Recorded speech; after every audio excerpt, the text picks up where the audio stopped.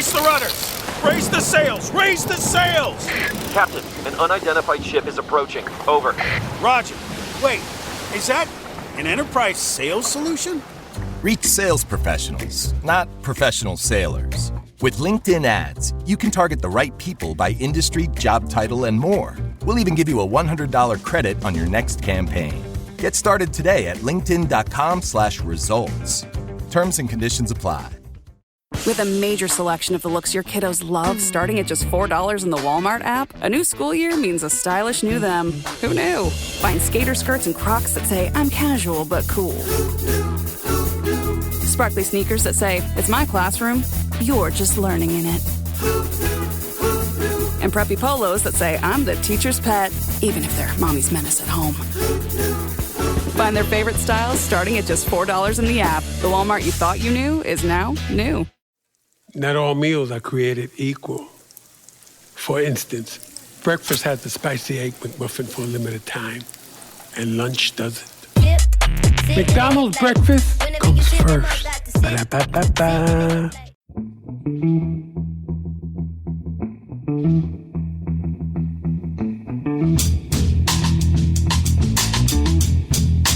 Hello and welcome to The Price of Football, the show that looks at the money behind the beautiful game with me, Kevin Day, and Liverpool University's Kieran Maguire. Thank you, Kieran, for trying to restrain yourself in today's countdown. It was very good of you. And then the cheesy grin you gave when I acknowledged that you were trying to help didn't help because it just made me laugh again. We've got a lot of stories today, Kieran, so I'll just briefly find out how you are because, like I say, we've got a lot to get through. Plus, we have an innovation today, Kieran. We've got an interview dropped in to the actual pod itself. So very quick. How are you, Kieran? Cheery? Is that? Yeah, irritatingly cheerful. Yes. We just to show that we innovate, we are in this week's Radio Times top 30 podcasts. They've got Alan Partridge, never heard of him, on the front cover, but we do feature. I'm fascinated to know that I now apparently work at the University of Glasgow. I don't know whether the Dean has organised something with the Vice Chancellor up in Scotland and shifted me away on the equivalent of a University Bosman. Yeah, I didn't know I was a pundit, but there you are. You take these things. I should point out, Kieran, it's not top 30 podcasts of the week. It's top 30 podcasts, full stop. You make it seem like they have a different top 30 every week, but we are in very good company, and it's rather nice. A photograph of us as well. Which I don't remember. I appear to be holding a pint, but it must be AI-generated drink. Well, Kieran, I remember. I'm holding an actual pint. We had a photo shoot in a pub, and I remember it. So you should remember it. As you didn't, you resolutely didn't drink all afternoon to the extent that the landlord, who I'd said, if you could do us a favour and let us have the photo shoot, and he went, of course, you'll buy a few drinks. I went 2 hours into the photo shop. She said, when's he buying his drinks? Because not only were you having water, you were having your own water. You weren't even asking him for his that he could overprice you for water. Yes. Also, particularly nice to be on the same page as commentator John Murray, Five Live commentator John Murray, who's a lot of people are pointing out whose commentary on the FA Cup finals for us Palace fans is reaching Kenneth Wolstenholme proportions. And speaking of which, Kieran, let's get this out of the way as the first news story. The Palace's appeal against their removal from the Europa League has gone to the Court of Arbitration for Sport, who will rule on or before August the 11th. Now, luckily, for some of those days, I'll be in Edinburgh, so I won't give a flying monkey. So I don't think there's any real point discussing this other than to acknowledge it's going to the Court of Arbitration for Sport, Kieran, because it would be pointless speculation. So let's wait and see what happens and then delve into it in detail, because there are bigger stories, Kieran, more worrying stories. And the first one is that I'm almost reluctant to say things are looking bleak at Morecambe, Kieran. Yes, I'm getting Steve Dale vibes very personally, because we have seen a number of similarities. Prevarication from the owner, who has made a series of vague sort of promises which are then broken. He has, Jason Whittingham has said on a regular basis I've signed a deal, or I'm about to sign a deal. I'm just waiting approval for this, and it'll all be sorted in the next 24 hours. And the next 24 hours comes along, and nothing is heard. Morecambe was supposed to be having a pre-season friendly, which had to be cancelled against Barrow. I think that if that was at home, it could have been down to the fact that I suspect the safety advisory group wouldn't have given them a certificate, presumably because bills haven't been paid. We know that players have not been paid, so players are drifting away. They've got the start of the season coming up, and it is very concerning. The one interested party that we are aware of, Punjab Warriors, they have now said that they're going to use legal remedies, I think, to try to either force through the sale or to recover the monies that they say that they've advanced. I know the legal firm that they're using from Manchester. These are serious mothers. You know, these are the big boys are getting involved as far as the pressure which is being put on Whittingham. Nobody knows what Whittingham's motives are. I suspect he's got some personal financial issues to deal with on the back of selling Morecambe, and it's very complicated. Well, here's someone, Kieran, who is able to speculate at least on the owner's motives. This is being broadcast on Thursday. We're recording it on Wednesday. So I'm able to say that yesterday, on Tuesday, we spoke to Tarnia Elsworth from the Shrimps Trust. Now, normally, as you know, our interviews will go out on a Friday and they'll be long form. But in the circumstances, we thought it would be better and more current to drop this interview into today's pod. So it's about 14, 15 minutes long, but it's very well worth listening to because there's some fascinating insight from Tarnia, who's obviously at ground level of this. So this is what Tarnia Elsworth, chair of the Shrimps Trust, had to say to us.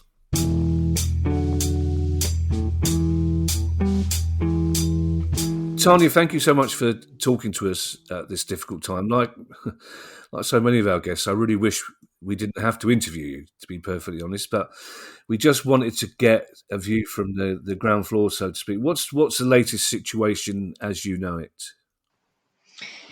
Yeah, and thank you so much for having me on. It's lovely to speak to you. So the situation as I know it can only be best described as Groundhog Day. We're in a position where Jason Whittingham of Bond Group, the only communication I get from him on a daily basis is today's the day. It's going to sell. It's either going to sell to this new magical consortium that he's found, or it's going to sell to Punjab Warriors. I understand that's the message he's telling the staff at the club every day. He's publicly putting things out when it suits him and when he thinks the media are circling him. But yeah, the position on the ground is that no progress. We keep getting told the same thing from the owner. So as the trust, we're exploring any line and any avenue of progress that we can. But as you can imagine, it's very frustrating at this moment in time. So what are your lines of communication with him? Are you able to talk to him, or do you have to wait for him to talk to you? Because the directors are still, I presume, not in a position to talk to him, having resigned again.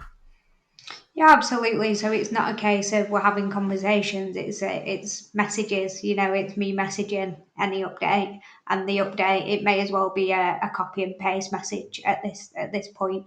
And you've seen from the public statements, you know, he put something out saying this is happening. You're gonna get news tomorrow, and then tomorrow never comes. I have that song. Is it Ronan Keating? I have that in my head going round constantly because tomorrow never comes.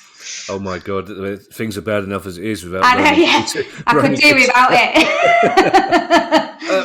In terms of the football team, before we go back to Jason Whittingham, in terms of the football team, you were supposed to be playing a friendly this week against Barrow, I understand. Is that happening? No, it's not. So all staff and players at the club have been continuing without being paid. They've been paid a third of wages since last payday.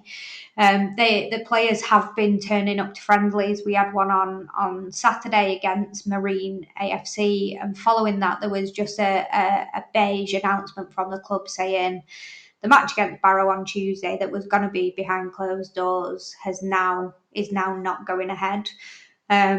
there was no explanation as to why that was, but subsequently the trust have been in touch with some of the players at the club, and they've basically said that they're not playing any more matches until they're paid. So we're in a position where the friendlies aren't going to go ahead.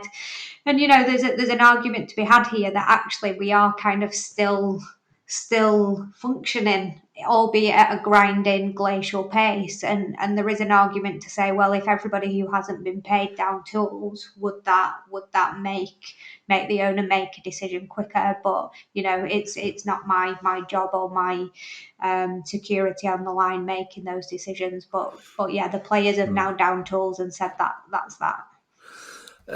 Last Friday, this is how quickly things move. Last Friday, he mentioned a potential new buyer whose name I now can't remember. But now we've got this mysterious Johnny Cato chap who seems to have stepped straight out of a Peter Sellers film.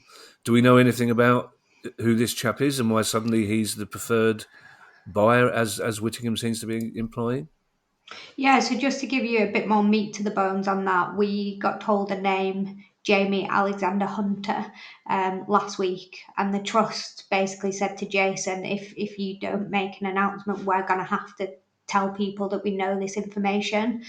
Jason then very quickly changed to say, well, that's not the buyer. He's the guy who's introducing the buyers. I don't actually know the name of the buyers. So if you look up Jamie Alexander Hunter, it doesn't make for good reading. He seems to be a guy who's,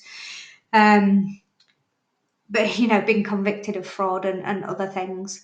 So once we pushed that issue, Jason then said the actual name of the buyer. It felt like a very Rebecca Vardy moment, is Johnny Cato.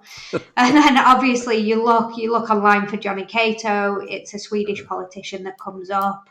We understand there may be a spelling error where actually it's Johnny Cato, which would make more sense, which we've had a look into. I've asked Jason whether, thanks for updating us on this, but actually have you spelt the guy's name wrong? But I've had no update. The National League aren't aware of this party, and as at today, we understand no deal has been signed with Johnny Cato, Jamie Alexander Hunter, or any other mystical consortium that Jason's putting out into the ether. Kieran, I understand you've been doing a bit of research yourself at Company's House into Johnny Cato. Well, there is a Jonathan Cato with two T's who signs off on Company's House documents, Johnny Cato. But so there's, I'm putting two and two together. We're all putting out our little tendrils of contacts and so on. He appears to be involved in a packaging company based in the northeast of England. But if you take a look at his history, so I then went on to LinkedIn to do some background, and I'm sure Tarnia's done exactly the same as the route that I've gone down. He sort of appears to have a sensible career, but we don't know for certain because if Whittingham said it was sunny outside, I'd go out with a kayak. He's untrustworthy. Yeah. And what was interesting, Kieran, the statement he put out is it said Johnny Cato and a group of football-minded people, and you just think we've gone down the same, found the packaging bloke, and there's no link to football whatsoever. So why he would then have people behind him who are experts in purchasing a football club, we wouldn't know. So yeah, my feeling is, and it's only a feeling, is that he's using this other consortium that is found to leverage more money out of Punjab Warriors because he's desperate. And actually, I think Punjab Warriors are desperate at this moment in time just to get the deal over the line. And if he can stall a couple of weeks for the sake of another £500,000, I feel like that's what he's going to do. And actually, there's no regulator that can step in and stop him doing that. So I've got to surmise that that's the end game for him. Tarnia, I'm going to come back to Jason Whittingham's motives, whatever they are, in a moment. But Kieran, just for context, how much would you value Morecambe at? Well, presently, with they don't have a squad that can play football. The players are free to leave because there has been a breach of contract. So, therefore, it really comes down to the real estate assets, which I presume, Tarnia, there's restricted covenants as to the use of the stadium, so it has to be used for civic stroke sporting purposes. So it's a single-use piece of asset. Under normal circumstances, I'd probably be looking at 1.5 times revenue, which would probably put somewhere in the region of £5 to £6 million. But it's a distressed asset. It's just been relegated. You put all of those factors into consideration. We don't know the extent of the outstanding debts. If somebody's going to come in and pay off what's owed to HMRC and so on, you knock that off the asking price. You should be able to get it. Wrexham went for £2 million. Morecambe in a far worse position than that. And I'm not being rude to Morecambe. The upside in terms of the potential growth of the fan base is limited. So if you got sort of 1 to 1.5 million, he'd be doing spectacularly well. But if I was on the buy side, I'd be extremely nervous as to what I'm buying and what I'm inheriting in terms of the liabilities of the club. Tarnia, that covenant Kieran mentioned that restricts the use of the ground, that's a very historic one, isn't it? Yeah, so the JB Christie Trust has been in place for a long, long time. When Morecambe moved from the old Christie Park, the covenant moved with it. So there is a lot of speculation about, this is a land grab and he's going to sell the land and build houses. For us as a trust, we're fairly confident that just can't be the case. The main stand of the club is on a lease deal. The JB Christie Trust protects most of the land around it. So when people are likening this to Worcester Warriors, where Jason Whittingham's also caused that to liquidate, there's a very big difference in the fact that there is no land asset for Jason to try and get money from here. And I don't think you're being disparaging at all, Kieran, about the prospects of a fan base in Morecambe and the size of it and what things are actually worth. At the end of the day, it is a piece of land in Westgate in Morecambe. It's not, it's not the most return you're ever going to get on your money. Tarnia, this is probably the most difficult question I'll have to ask, and I'm very aware that most of the questions we're asking you will have been asked by many people already this week on various media platforms. What I don't understand is why he's doing this. Like, you've got Punjab Warriors, who seem like a very credible purchaser, keen and ready to pay the money for the club. Why is he not just selling to that? Is it because, as you imply, he's just so desperate for money that he needs to ramp up the deal? Is it ego? Is it what? I don't understand why he just doesn't sell to Punjab Warriors, which would seem to solve everybody's problem. It would solve the fans' problems, and it would solve his problems.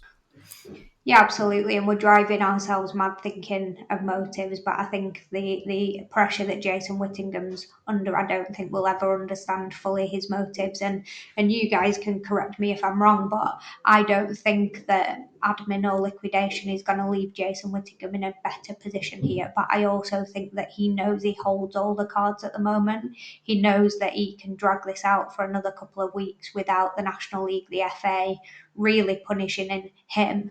So from my point of view, I think there's two motives. One is greed and one is spite. The greed element is actually if he can leverage more money out of Punjab Warriors, and they've probably already given him far more than the valuation you've just quoted there, Kieran. But we understand that he's got some private debts that he needs paying off as well. So if he can leverage that money from Punjab Warriors, all of his problems are solved by selling Morecambe Football Club. We think that's to the tune of £500,000, £1 million. Punjab Warriors are saying we've paid over the odds for this already. You're really pushing your luck. And some of it, I do think there is a spite element. You've seen statements from Jason about the abuse his family's getting, the abuse he's getting. And I think actually he doesn't feel like he owes anybody at Morecambe anything, so he will take his bloody time if he wants to. And actually some conversations I've had with him in the past very clearly indicate that that's his mindset of, I'll get to it when you want. And, he lives in Essex, so a lot of this noise that I'm hearing, I hear it because I'm walking down Morecambe Prom and everybody's talking to me about it. I can't imagine anybody stopping Jason Whittingham in the street and saying, what are you doing about Morecambe? So it's very easy for him to hide away from this and drag his feet.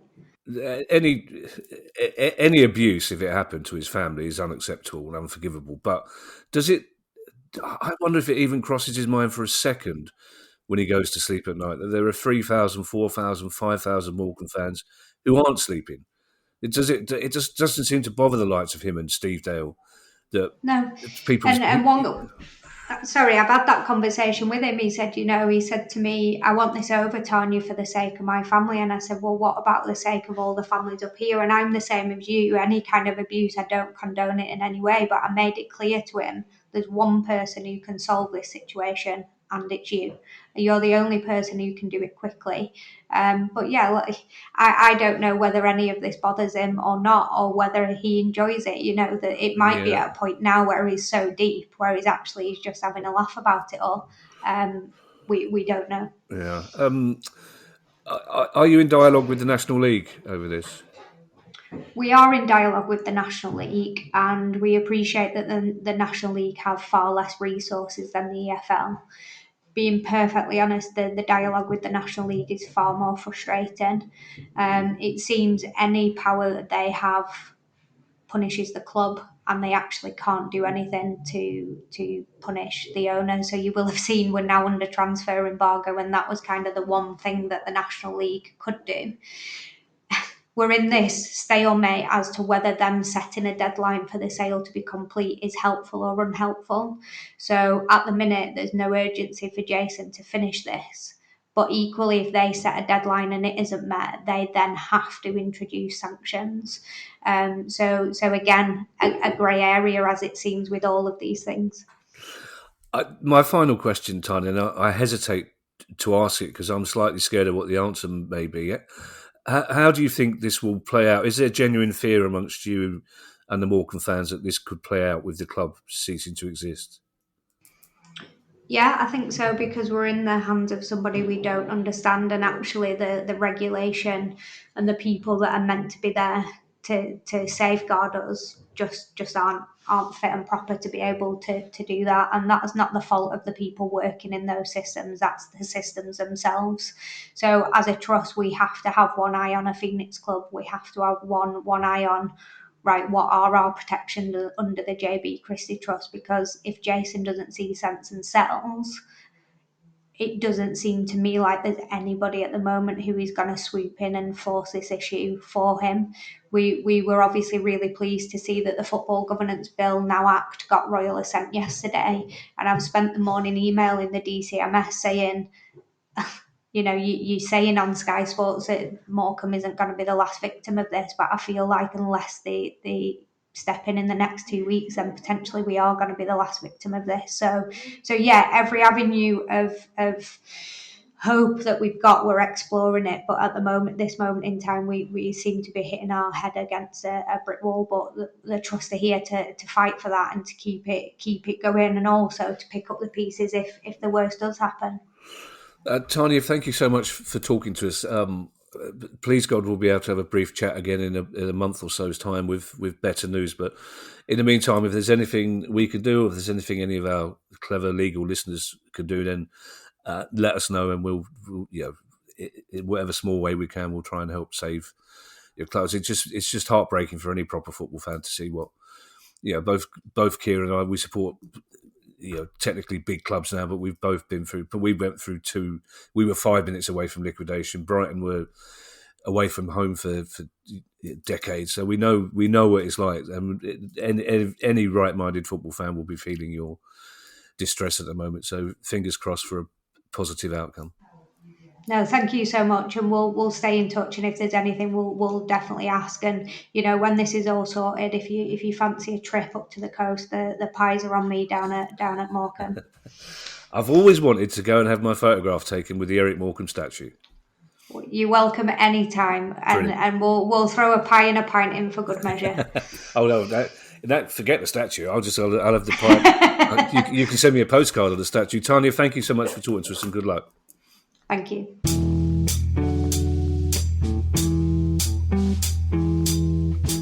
If you've shopped online, chances are you've bought from a business powered by Shopify. You know that purple Shop Pay button you see at checkout? The one that makes buying so incredibly easy? That's Shopify. And there's a reason so many businesses sell with it, because Shopify makes it incredibly easy to start and run your business. Shopify is the commerce platform behind 10% of all e-commerce in the US.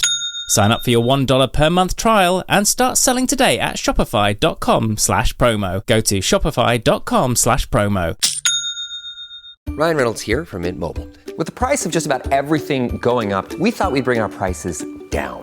So to help us, we brought in a reverse auctioneer, which is apparently a thing. Mint Mobile Unlimited Premium Wireless. How to get 30, 30, bit to get 30, bit to get 20, 20, 20, bit to get 20, 20, bit to get 15, 15, 15, 15, just $15 a month? Sold! Give it a try at mintmobile.com/switch. Upfront payment of $45 for 3-month plan, equivalent to $15 per month required. New customer offer for first 3 months only. Speed slow after 35 gigabytes if network's busy. Taxes and fees extra. See mintmobile.com.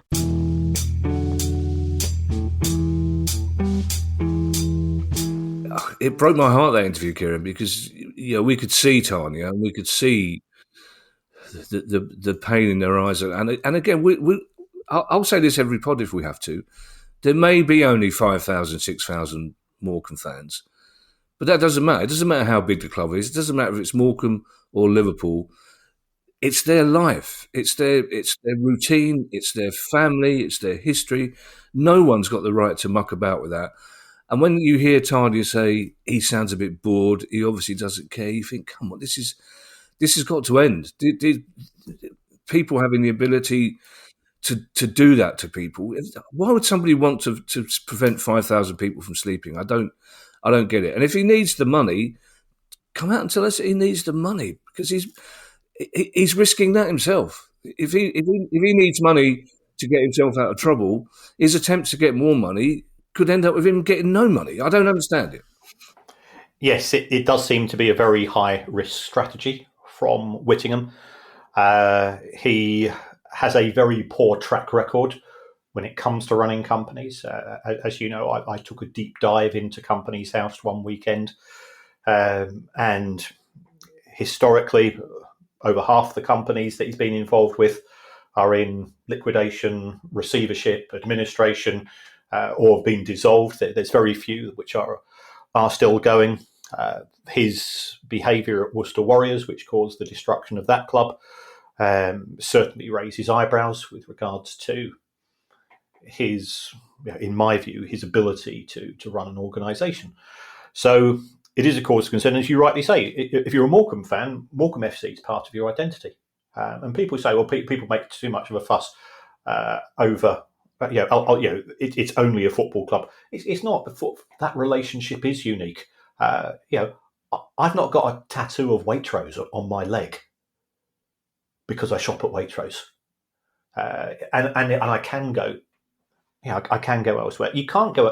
Whereas you look at the number of friends that you've got who've got tats or have got their social media presence is the face of them at a match. Football gives us a unique set of memories and experiences, and those are shared memories and experiences, and it enhances our life, as you say, whether you're Morecambe or Manchester. It makes no difference. It's part of you. I reckon, Kieran, if Waitrose had a tattoo parlour, though, you'd be tempted, wouldn't you? If it was just by just turn left at the couscous, turn right at the quinoa, and there's a little Waitrose tattoo parlour. You might be getting that little green and whatever colour logo is. What do you mean you took a deep dive at Companies House one weekend? Well, okay, that's fair. Harsh but fair. This has probably come too late it has come too late for Morecambe, Kieran, but the Football Governance Act has now been passed into law, and someone, Ali got very excited when I said, you'll never guess, Ali, the Prime Minister himself has asked someone from the Price of Football to add a statement to the official government statement. They want a quote from the Price of Football. And Ali, to her enormous credit, played along and said, have you got time to do it, Kevin? But yes, this is, you've been involved with this right from the start, Kieran. So I imagine at the moment, everybody else, and Dame Tracy Crouch in particular, will be feeling slightly proud of themselves. And also, I think it's worth pointing out, Kieran, as Dame Tracy said to us a couple of weeks ago, the public face of politics in this country is question time, with braying MPs shouting at each other, contradicting each other, telling each other that every idea that everybody else has is a terrible idea. But the private face is cross-party cooperation and MPs from all sides getting together on committees and panels and deciding and turning these things into law. So party politics and partisanship aside, well done to everybody, I think, who's passed an important piece of legislation, and that includes you, young man. Well, I think I adore Tracy. I think as a conviction politician, who's somebody who was a minister and stepped down on a point of principle, you don't get people like her. I think the way that she conducted and put together the fan-led review was incredibly professional, and she's moved on from politics, as we both know. But yes, I think she deserves a huge amount of credit, as do all the people at DCMS, as do the Football Supporters Association, and so on. I'm not even Pluto. I'm outside of that universe. I'm just spinning around vaguely, shouting numbers. So my involvement was initially to make a representation to the fan-led review, and I was then asked, along with Christina from Portsmouth, to put together two sort of state of the game research papers on behalf of DCMS. It is, in my view, a necessary step forward. It's not one that I broadly welcome, because, again, it goes back to what we've said. We don't want this podcast to continue because we want football to be robust. We don't want people to be talking about amortization and Sonia rates and so on. We still have that romantic jumpers for goalposts, rattles, and that unique feeling that watching your team score a goal can bring.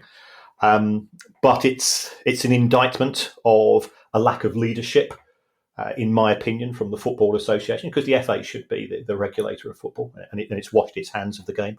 It's an indictment of the greed and the self-interest and the short-termism of the Premier League. If the Premier League had put together even a slightly better offer to the EFL, probably this bill would have been dropped, and so on. But the game does need protecting, because it's part of our identity, our culture, our belief system, and also life's really tough these days. I joke about Waitrose and so on, but I know plenty of people who are finding it really difficult. And the one thing that sort of helps to get you out of bed on a Monday morning is the prospect of a match at the end of the week, and it's something to talk about, and it's something to be positive about when so many other things are bleak, and therefore it does need protecting from the ne'er-do-wells and the scumbags of the world. Yeah, I think we should give Christina due credit here, Kieran, because to the rest of the world, she's Dr. Christina Philippou, who is, God forbid, if anything happens to me, we know the comedian who's waiting to step in to fill my shoes, and if anything happens to you, Kieran, we know exactly the Dr. Christina who's waiting to. Also, you use the word indictment. It's a terrible indictment of my scientific knowledge. That when you say that you're not even Pluto, I just started wondering why the dog from Disney had anything to do with anything. Some good old-fashioned club stories, Kieran. Yes. Aston Villa fans are not happy. Well, some Aston Villa's not happy. Season tickets have now been sold, and I think Villa fans, they're okay with the prices. They understand the direction of travel. What is interesting is that Villa are now selling matchday tickets. Their first match of the season is against Newcastle United. Adult tickets are between £58 to £92. And if you want one of the £58, you know what it's like, sort of where we would traditionally say when you're under the floodlights, i.e. you're in the corner of the ground. So they don't tend to be the greatest of views, and there's not that many of them available. If you're in the armed forces, again, between 46 and 92. If you're between 15 to 18. So if you're 15, that means you've not got a job. 28 quid for a child ticket or a student ticket, again, going up to 92. So they're trying to force fans to go into certain areas. I understand that from an economics point of view, but if you're going with your mum or your dad or your grandparents, and all of a sudden, and they're wanting to sit somewhere slightly closer to the halfway line, the prices do ramp up. very, very quickly. So yes, I think Villa fans have expressed dismay. When you actually crunch the numbers, if they sell an extra 5,000 tickets and they get an extra 20 quid per ticket, that works out as £100,000. But you then knock off VAT, and you're getting £80,000 a match for a business which is turning over $250 million. It does seem to be, it seems to be harsh, but you then start to look at the prices being charged, not necessarily by Villa, but by a lot of clubs for merchandise, for food and so on, and there's significant inflationary pressures. I mean, to be fair, there are quite a few clubs that have frozen ticket prices this season, and those clubs deserve credit, but they are very much in the minority. I think in 24-25, I think Palace were the only team to freeze ticket prices in the Premier League. So the direction of travel is upwards. And then you contrast that, and credit here to Gary Neville at Salford. They said, we put the prices up. We're putting the prices up by £1. You can go and watch Salford City for £21. Kids watch it for a fraction of that. And he said that our aim is, we're trying to build a support base. We have come from a long way back, and you're still seeing League Two football. League Two football is great fun. So the contrast between the Premier League and the lower leagues is very, very significant. The people making the decisions on prices are inoculated from those price rises themselves, and I think there is an increasing disconnect between the boardroom and the terraces. Well, not terraces anymore, as we know, but and fans. Palace ticket prices have gone up slightly this season, but to be fair, they've made it much, much easier to spread those costs over 12 months, which, I mean, you're still asking people to pay 60, 70 quid a month, but there's a lot more people who can afford to do that than can afford to splash out 700, 800 quid on one day in mid-July. We did our monthly live Q&A on Monday night, Kieran, for good fun club members. Yeah. It was great. I genuinely look forward to doing them. There's an awful lot of people joined us. Very lively conversation, very interesting questions. But in the course of it, Kieran, you expressed some misgivings about Leicester City, their finances, and there's a story about their kit launch, Kieran. I don't know if it plays into that same narrative, but perhaps you could explain what's going on. Yes, this has not been confirmed, but the absolutely brilliant Norwegian-based website Josimar, they are claiming that Leicester City were due to launch a new kit and that their front of shirt sponsor was going to be somebody called KBet. And KBet are marketing themselves as one of Vietnam's most successful sports betting platforms, and claiming to have more than 1 million regular users, which is quite an achievement because apparently their website only went live on the 13th of April. Now, we'll go back to it. People are sick and tired of us. We are not anti-gambling. Because we both gamble, and I'm a great believer. The libertarian part of me says how you choose to spend your money is how you choose to spend your money. But the background, this will be Leicester City's 13th Asian betting platform partner since 2016. But having Thai owners, you can see the logic of targeting what you would call a regional market. The background to some of these betting organisations does make you feel slightly uncomfortable. Certainly, as somebody that reads Josimar on a regular basis, some of the conditions in which staff are encouraged to get involved look very, very concerning. Can't comment on KBet themselves, but we have seen football clubs historically have to pull relationships with some of their partners as far as commercials are concerned. And I absolutely understand it from the commercial department. You're under pressure from the boardroom to deliver your set targets. And therefore, sometimes due diligence is put on the back burner due to the necessity to get a deal over the line. But I think this is one which we need to monitor carefully. I think Leicester City are going through a really tough time at present. And I was on a podcast called Leicester Till I Die last week, and certainly the host was concerned about, not quite sure what's happening with the owner. Clearly, there's been sort of a bit of a merry-go-round in terms of managers. Lots of players will have left again. I think Leicester fans are looking at things sort of a bit bleakly at present. And that, of course, can change. First match of the season, you get a good victory, and the sun is out once again. But certainly, there are clouds over Leicester City at present.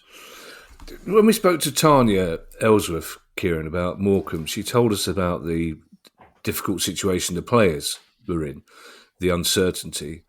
And there's a similar situation at Sheffield Wednesday. Only one player has done something about it. Yes. Sheffield Wednesday were late in paying wages. And in the case of striker Josh Windass, who's the son of Dean, I believe. Yeah.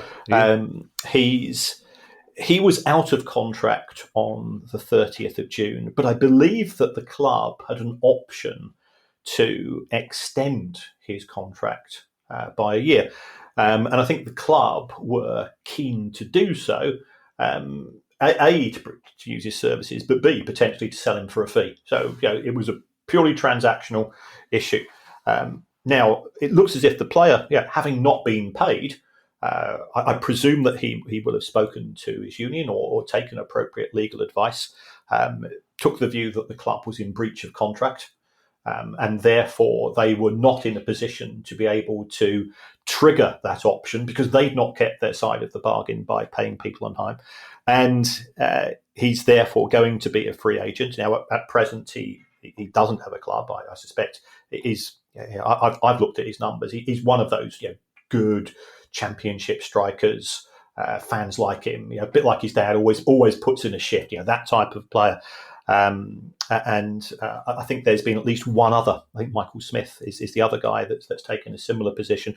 We have seen Sheffield Wednesday, I think, sell one or two players.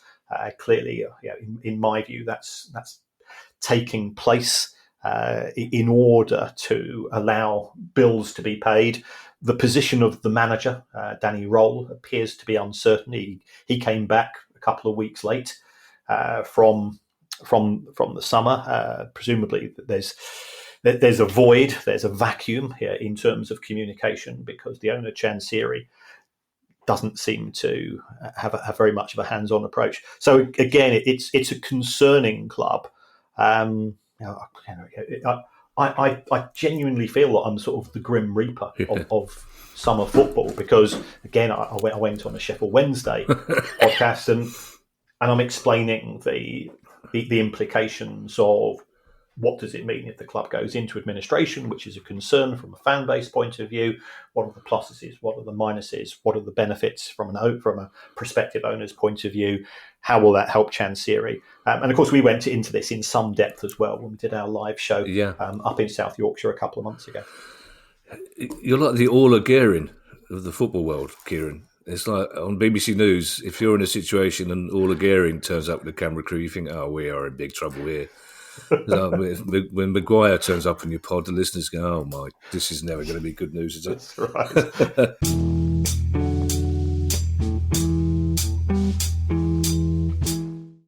This episode is brought to you by Greenlight. Get this. Adults with financial literacy skills have 82% more wealth than those who don't. From swimming lessons to piano classes, us parents invest in so many things to enrich our kids' lives. But are we investing in their future financial success? With Greenlight, you can teach your kids financial literacy skills like earning, saving, and investing. And this investment costs less than that after-school treat. Start prioritizing their financial education and future today with a risk-free trial at greenlight.com/Spotify. Greenlight.com/Spotify.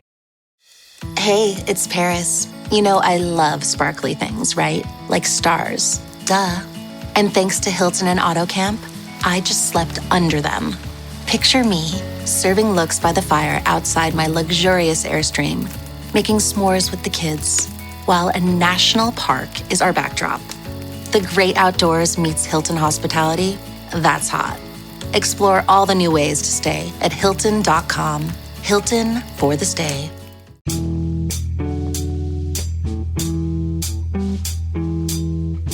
Some interesting financial news coming out of Nottingham Forest this week, Kieran.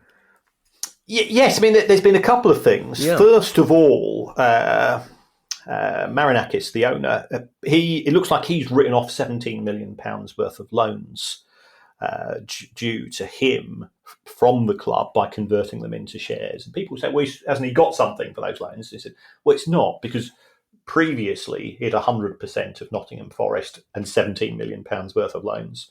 And now he's got no loans, and he's still got 100%. He's got if I have a cake which is in 4 slices, and I then cut it into 8 slices, the cake's not changed, is it? And that's what happens when a company issues shares. And I think especially when you do that for a debt for equity swap, and I think that confuses people at times. So there's that. But in addition, and this is a little bit of a strange one, in the sense that it's being broken as a sort of a news story. But from what I can make out, I think this probably took place on the 24th of December. And if you go into the small print of NF Football Holdings, which is Nottingham Forest's parent company, and I get hold of those from Companies House, as I do for the football club itself, Forest have actually borrowed quite a lot of money from third parties, but this one in particular, which is attracting attention, is from Apollo, which is effectively an American hedge fund. They're not interested in football; they are interested in money, and there's nothing wrong with it. That's how financial institutions work. I think a lot of people have expressed concern that Forest have borrowed £80 million from Apollo at an interest rate of 8.75%. I think there's a couple of things to note here. First of all, they used that money to repay an existing loan from an organisation which is known as Rights and Media Funding. Don't do this, folks, but I, of course, have got the accounts of Rights and Media Funding. An intriguing organisation which doesn't appear to have any staff, doesn't appear to have many assets apart from a very big loan book, but has historically lent to other football clubs as well. And I think Forest were actually borrowing at a higher rate. So this is effectively a sort of a loan reorganisation. But Forest have taken out quite a few loans since the 30th of June, since the 30th of June 2024. And this is all in the small print of their own accounts. And a lot of those loans have been taken out in respect of transfer fee instalments that were due to the club. And some of the interest rates they've been paying have been significantly higher than 8.75%. Forest's total interest cost in the 2024 accounts was $300,000 a week. A week? A week, Whoa. yeah.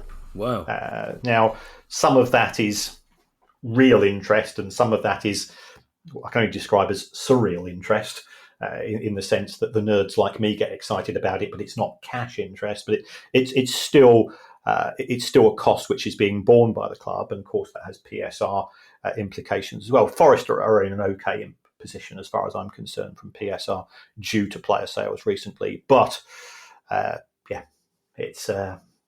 I think there's a perception amongst Forest fans that Marinakis has funded all of the growth of the club, and there's no doubt that he has put substantial amounts in, but they are still using third-party lenders to borrow, and therefore banks don't lend for free.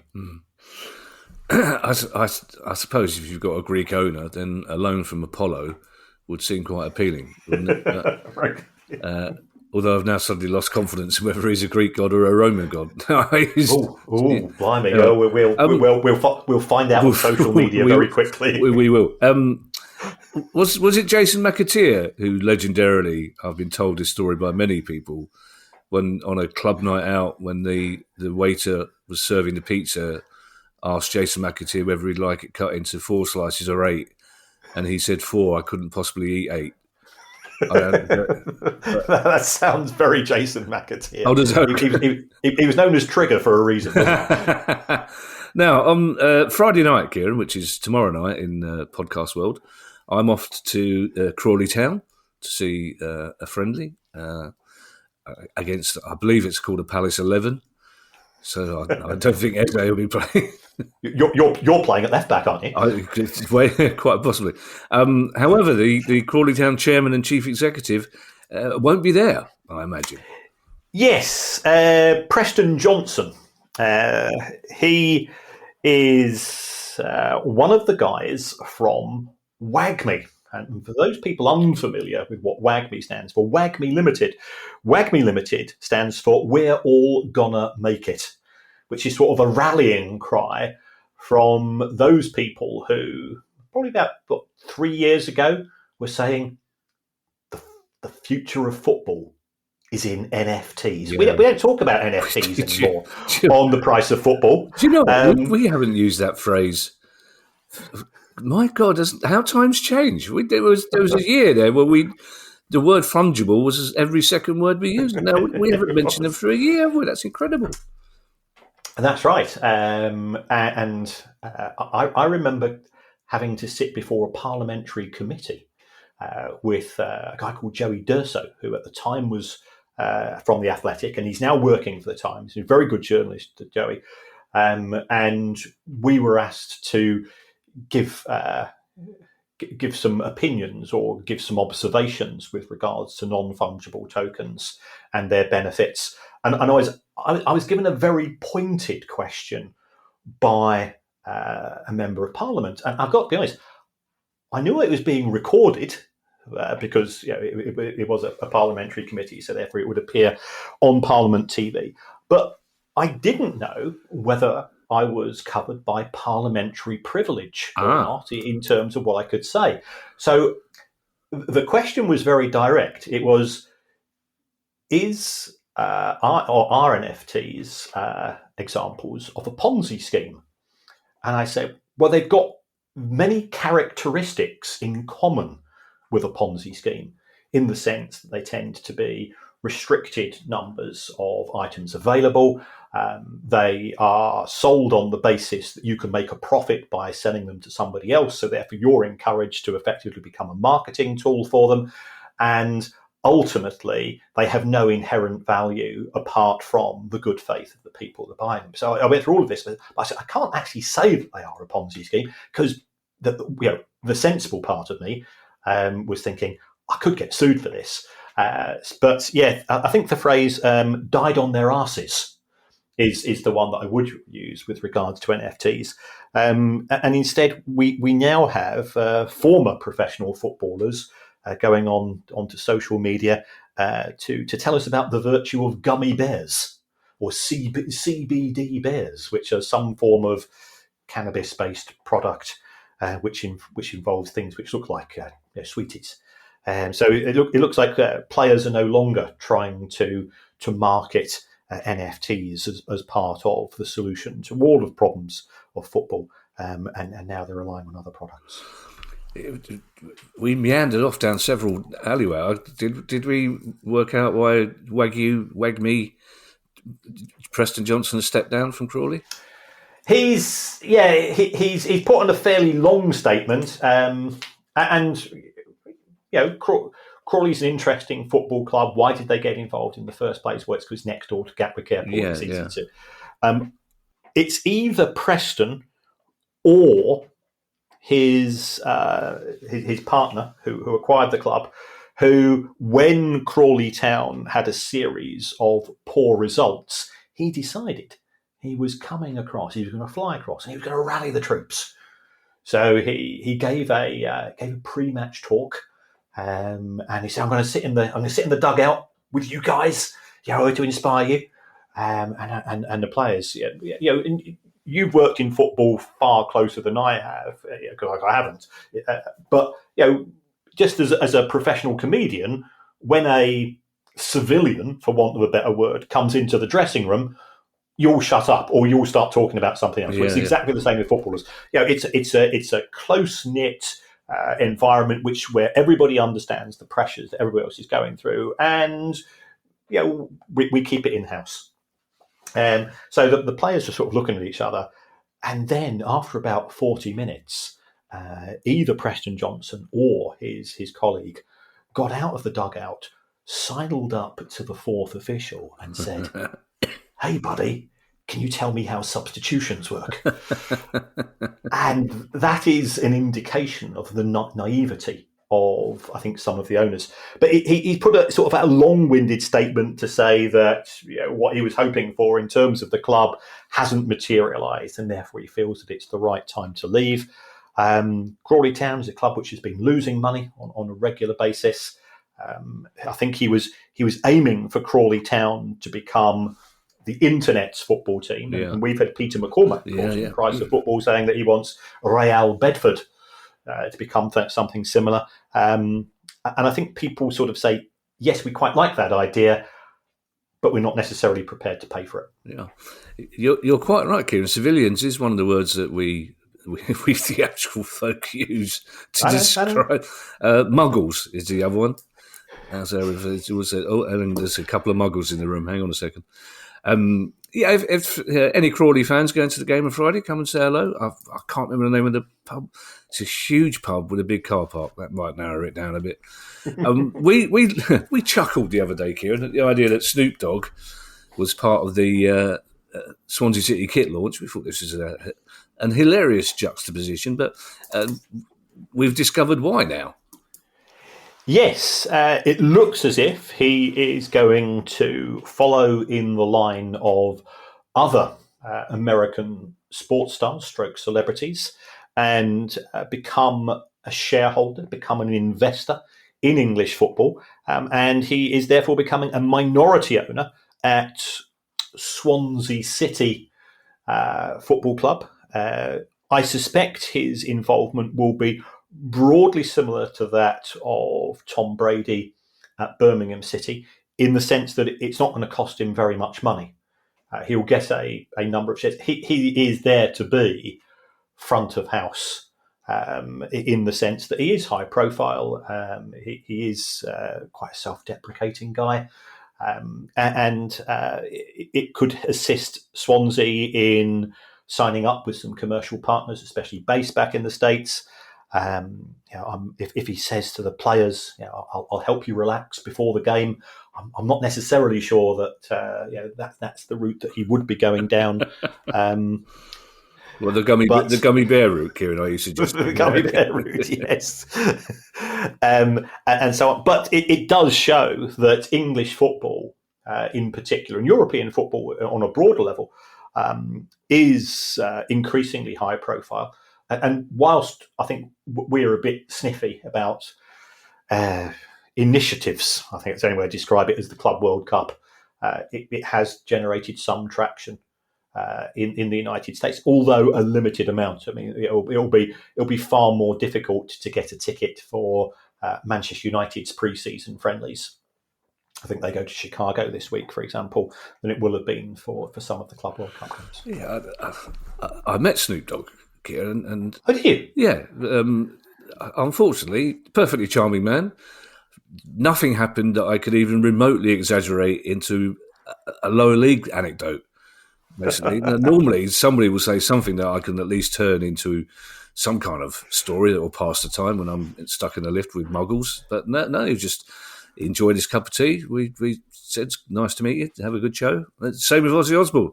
Met Ozzy Osbourne, I think this would be great. I'll get loads of stories out of this.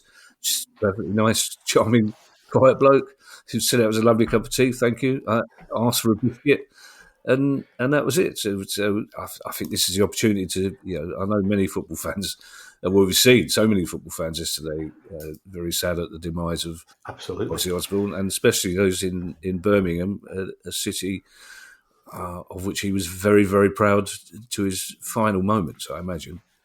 Yes. You made, I think, Kevin Day and a cup of tea. The number of favourite, could we done one for Slash as well? Yeah, does the. If ever I write an autobiography, it's going to be called Cup of Tea Slash. And, I couldn't think of what else to say to him when he came into it. I was making a cup of tea for somebody else. A cup of tea slash. He really enjoyed his cup of tea, but he's from Stoke, isn't he? He is from Stoke. He's got a much more of a Stoke accent than any of us expected, to be perfectly honest as well. And he was full of stories, 9 of which I couldn't even begin to start telling in public, to be perfectly honest. And even a 10th would have to be redacted heavily before we spoke. So we got 2 stories left, Kieran. One of them about a team we've mentioned a lot recently, but the first about a team we very rarely mention on this podcast, and that's Burton Albion. Well, that's right. I mean, the reason why Burton Albion historically have not been a feature of the price of football is because, in my view, they were extremely well run. So I've been there as an away fan once. Great evening out. They were a club which lived within their means and got on with things. And then the owner sold them a year ago to the Nordic Football Group. And I think it's fair to say things since then have been a bit more volatile. So the new owners came in and they signed 23 players in 2024, which they're perfectly entitled to do. I think they had a model which they felt could be applied.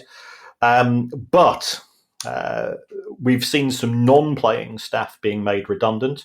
I think Mr. Robinson, who is the son of the former owner, I think he's leaving.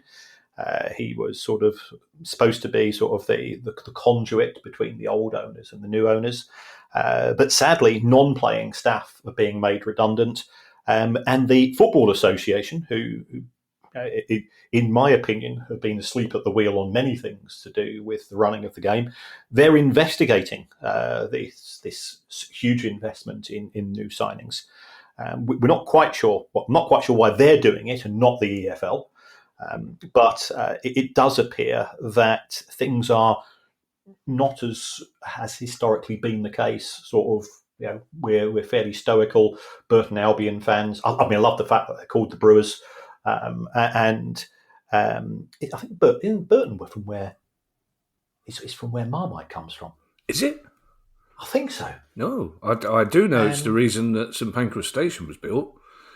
Was specifically to transport barrels of beer from Burton, which is why the vaults at the bottom of St Pancras Station are still so huge, because it was Burton Brewers that financed the building of St Pancras. Also, they've got the worst badge in the world. That pregnant Eiffel Tower is shocking. You sort of answered my question, Kev. I was going to ask you why it's the FA getting involved. Does that imply that they haven't broken any EFL regulations, and presumably it's a business decision if they're signing players and making staff redundant? I mean, it doesn't look good, but I presume they would argue it's purely a business decision and of no interest to the FA or anyone else. Yes, I think there clearly is more to this than meets the eye. Right. Could it be that some of those registrations shouldn't have taken place? We will find out in due course, but it's now on my watch list. Okay. And finally, Kieran, to be fair to Sir Jim Ratcliffe... And this is a classic, and finally. Yeah, and finally, Kieran, and finally, a skateboarding dog. To his credit, when Sir Jim Ratcliffe took over at Old Trafford, he promised Man United fans that there would be innovation, that there would be blue sky thinking, clear water thinking, whatever they call it. Flags would be run up poles to see who saluted, that sort of Alan Partridge type talk. And he's delivered, Kieran. He's delivered, isn't he? At Man United's new training ground. Wow, really, he's delivered innovation aplenty, hasn't he?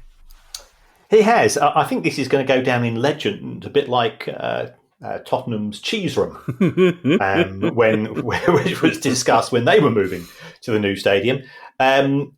A lot of money has been spent on the training facilities. I think it's fair to say that it was Cristiano Ronaldo who said that when he came back to Manchester United in, 2021, 2022, for his season and a bit of mixed success, he says the showers are exactly, the facilities have not changed in 12, 13 years, and the world's moved on. So Ratcliffe has sanctioned this. But it looks, amongst all of the cryogenic chambers, the massage rooms, the ultraviolet and the infrared lights, and the drones that are monitoring the players from a vertical position to check their angle of delivery of this, that, and the other, that they've got their own barbershop area for player haircuts. Now, football players, as we know, the likes of David Beckham are very stylistic, very attractive men, and they're in the prime of their condition. So they take care of their barnet. I can't speak on behalf of you, but when I go along to my local Turkish barbers, he gives me a nod. He says, "Number 2, usual." I nod, and then 20 minutes later I leave. It's none of this messing about. But footballers are young men, and they're looking for something more creative. So yes, they've created a new barbershop area for player haircuts. Whether they're going to charge the hairdressers for the privilege of coming to the grounds, we don't know. Whether they're going to have an in-house hairdresser, or whether players will be still sort of helicoptering in their own coiffure masters, we don't know. But yes, it is innovation. So, my experience, Kieran, is very similar to yours. I'll go down to Mo to get my hair cut, and if there's 2 people in the queue, I think, oh well, that's another 6 minutes I've got to wait. Yes. Basically, if I was to go to Man United's barbers and there's 2 players ahead of me in the queue, you go, I'll come back on Tuesday. Because none of them are in and out in 3 minutes, are they? There's some really elaborate haircut. It's just, I'm sure the players are delighted, Kieran. Isn't it nice to have an upbeat story to finish on? Yes. That'll give something. Some of those Morecambe fans having sleepless nights will be, well, Man United players are getting haircuts. Don't forget, it justifies all of the redundancies. Of course it does. Of course it absolutely so. Don't forget, you can now join our Price of Football Club, where you'll get ad-free listening, bonus episodes, and more. And to do that, you go to priceoffootball.com and you click on Join the Club to sign up today. If you have a question you'd like answered on our regular Tuesday pod, email us at questions@priceoffootball.com. Don't forget, you can follow us on Twitter X, you can find us on YouTube, and if you'd like to buy our book, you can find details on that very same website, priceoffootball.com. We'll be back on Tuesday with our next questions pod. In the meantime, I shall hand you over to Mr. Kieran Maguire for his customary farewell. Well, thanks as always for all the support that you got to the show. Thanks to the Radio Times for making us one of the country's 30 best podcasts. That was genuinely flattering, and we are secretly quite made up about it. And also to all those people that came along to the club night on Monday. We had a whale of a time. So thanks again for all the questions and all the gags and so on. And it's great to see so many people in shirts as well turn up to that. But if you don't want to go down that route, and I appreciate there's many subscription models out there these days. So times are tight. There's another way that you can support us on the podcast, and it genuinely does make a difference, according to producer Guy. And that's to give us a review. So pop along on your app. Take it no more than 30 seconds. Just give us a quick little review, and that helps us as far as the podcast organisations are concerned. Doesn't matter what you say. You could even say you would rather have the show presented by Ozzy Osbourne, the great man himself, and Dame Tracy Crouch. And I'm not sure who will have the wildest of anecdotes between those two, and Kevin knows exactly why. I would love that to have happened, just to see Ozzy Osbourne get home to Sharon and say, she had some stories, that girl. Talk about making Caligula blush, making Ozzy Osbourne blush. That'll be hilarious. Bye, everybody. Bye. The Price of Football.